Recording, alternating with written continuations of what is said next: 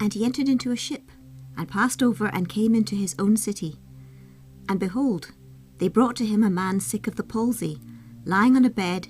And Jesus, seeing their faith, said unto the sick of the palsy, Son, be of good cheer, thy sins be forgiven thee.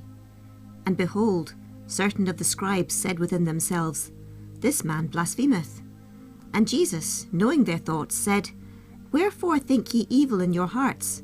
For whether is easier to say, Thy sins be forgiven thee, or to say, Arise and walk? But that ye may know that the Son of Man hath power on earth to forgive sins, then saith he to the sick of the palsy, Arise, take up thy bed, and go unto thine house. And he arose and departed to his house. But when the multitude saw it, they marvelled, and glorified God, which had given such power unto men. And as Jesus passed forth from thence, he saw a man named Matthew, sitting at the receipt of custom, and he saith unto him, Follow me. And he arose and followed him. And it came to pass, as Jesus sat at meat in the house, behold, many publicans and sinners came and sat down with him and his disciples.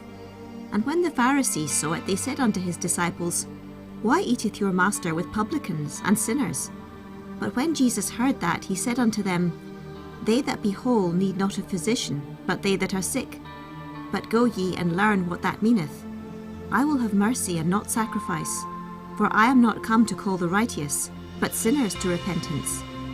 Then came to him the disciples of John, saying, Why do we and the Pharisees fast oft, but thy disciples fast not? And Jesus said unto them, Can the children of the bride chamber mourn as long as the bridegroom is with them? But the days will come when the bridegroom shall be taken from them, and then they shall fast. No man putteth a piece of new cloth unto an old garment, for that which is put in to fill it up taketh from the garment, and the rent is made worse. Neither do men put new wine into old bottles, else the bottles break, and the wine runneth out, and the bottles perish. But they put new wine into new bottles, and both are preserved. While he spake these things unto them, behold, there came a certain ruler, and worshipped him, saying, My daughter is even now dead, but come and lay thy hand upon her, and she shall live. And Jesus rose and followed him, and so did his disciples. And behold, a woman who was diseased with an issue of blood 12 years came behind him, and touched the hem of his garment. For she said within herself, If I may but touch his garment, I shall be whole. But Jesus turned him about, and when he saw her, he said, Daughter, be of good comfort, thy faith hath made thee whole. And the woman was made whole from that hour. And when Jesus came into the ruler's house, and saw the minstrels and the people making a noise, he said unto them, Give place, for the maid is not dead, but sleepeth. And they laughed him to scorn. But when the people were put forth, he went in and took her by the hand, and the maid arose. And the fame hereof went abroad into all that land. And when Jesus departed thence, 2 blind men followed him, crying and saying, Thou Son of David, have mercy on us.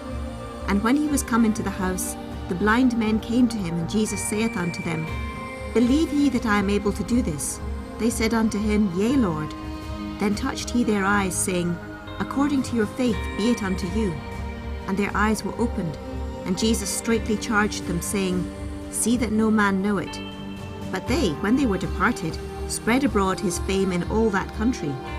As they went out, behold, they brought to him a dumb man possessed with a devil.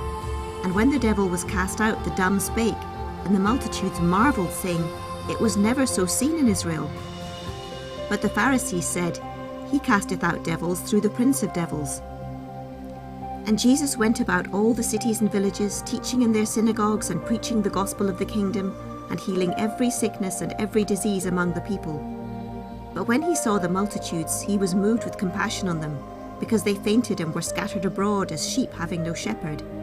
Then saith he unto his disciples, The harvest truly is plenteous, but the labourers are few. Pray ye therefore the Lord of the harvest, that he will send forth labourers into his harvest.